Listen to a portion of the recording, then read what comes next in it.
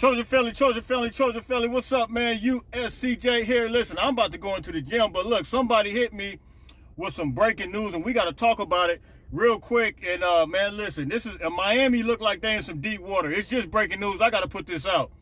So look, it has to do with the NIL, and as you guys know, we've dealt with this. I haven't come to you guys in a long time. I used to break news all the time in my vehicle. I got to get ready to go inside the gym. But listen, we got to talk about this, and I'm all suited up. I like getting my sweat on, man, so I can feed them muscles, man. You know what I mean?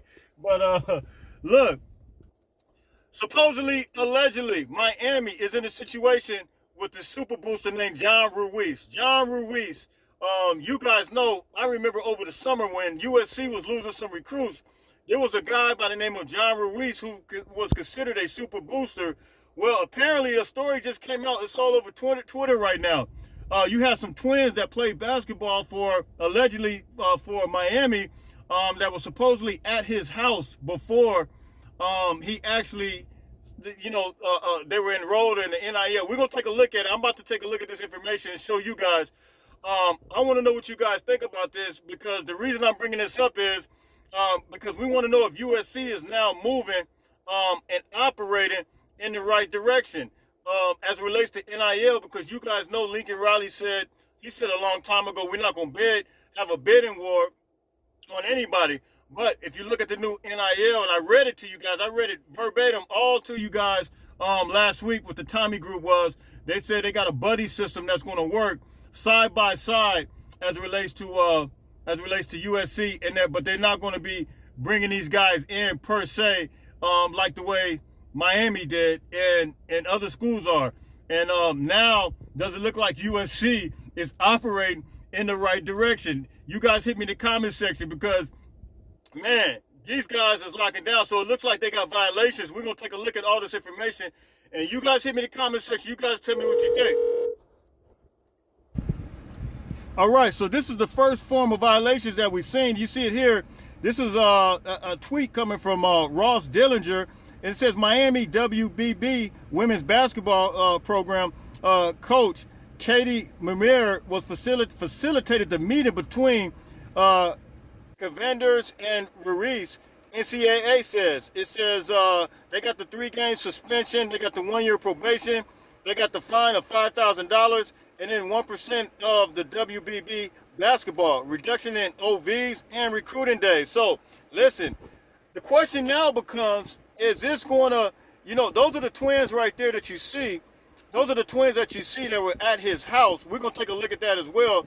The question is this going to trickle down to the football program? Because I remember reading about this guy, and you wonder if the football program is involved with this. Let's take a look at the pictures from the house. All right, here you see the actual pictures, and look, that's Ruiz right there. And this is all over Twitter right now. Everybody is looking at this, man. So, and you see, man. So you kind of wonder what's what, man. And here's the crazy thing about it. This guy, I think he's the one that texted out or tweeted out the pictures. So why would you tweet out the pictures? And this is why I said there needs to be guidelines, because I don't think anybody really understands how the NIL operates. Coaches don't understand. Boosters don't understand.